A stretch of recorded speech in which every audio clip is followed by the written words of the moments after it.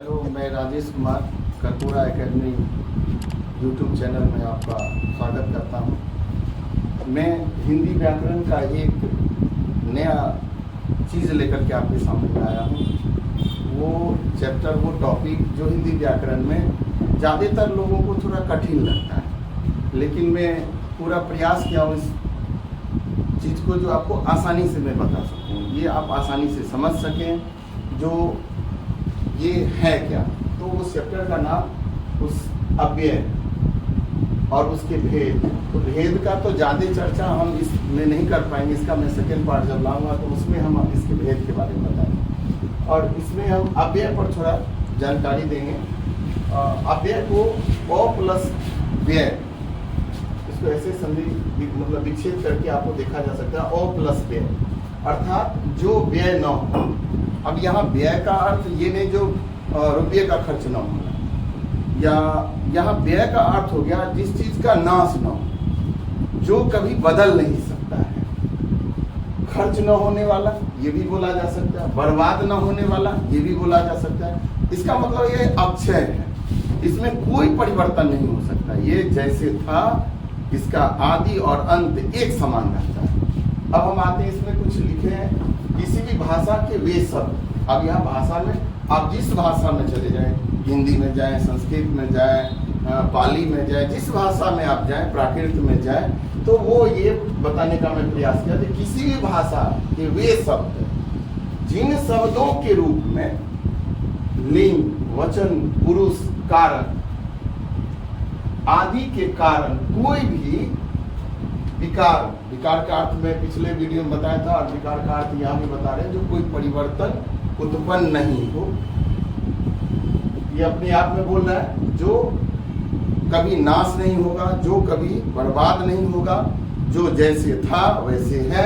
इसलिए इसको लिखा गया कि किसी भी भाषा के वे शब्द जिन शब्दों के रूप में लिंग, वचन, पुरुष, कारक आदि के कारण कोई भी विकार या परिवर्तन उत्पन्न नहीं होता है, उन्हें अव्यय।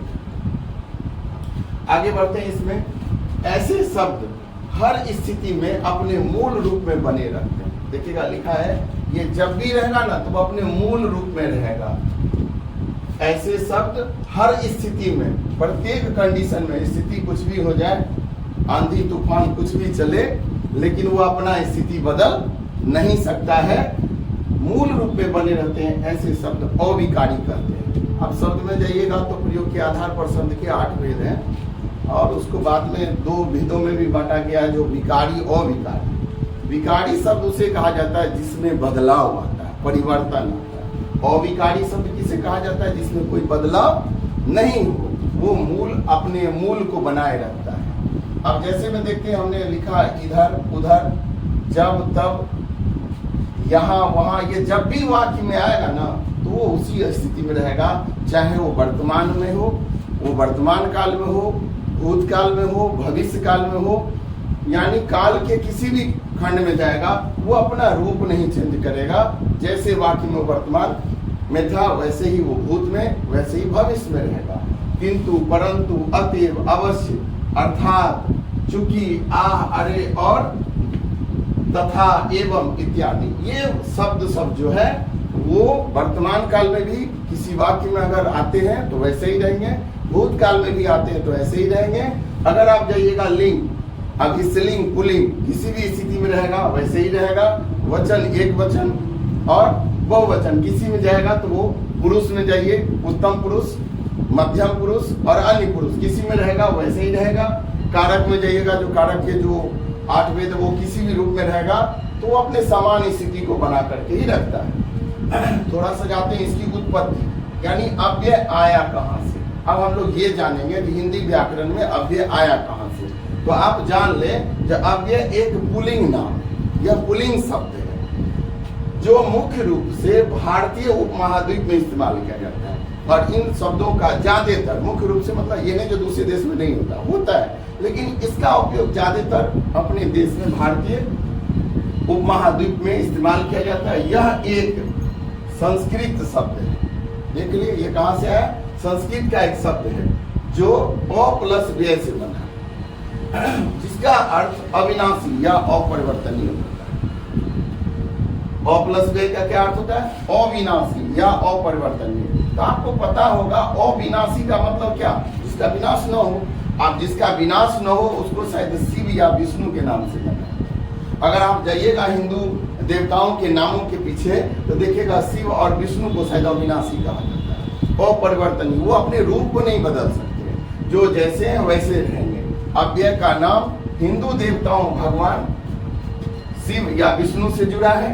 अब यहाँ देखिए संस्कृत व्याकरण और बौद्ध धर्म यानी पाली भाषा, बौद्ध धर्म शायद पाली भाषा में था, तो वहां पर देखिएगा अव्यय को अपरिवर्तनीय कहा गया। फिर अगर वैष्णव धर्म में जाइएगा, विष्णु के जो उपासक होते हैं वैष्णव, अगर वहां अव्यय को जाके देखिएगा तो उसे अविनाशी का, जिसका नाश न हो।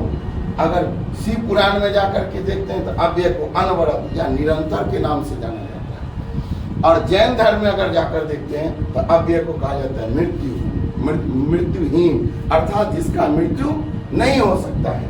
ये हो गया जैन धर्म में। इस प्रकार से हमने आपको अव्यय के बारे में जानकारी दिया। अब हम आते हैं अव्यय के कुछ भेद हैं, उसको शायद 1, 2, 3, 4 भेदों में उसी बांटा गया है। तो कहा जा सकता है अव्यय के 4 भेद हैं। अब वो 4 कौन कौन से हैं?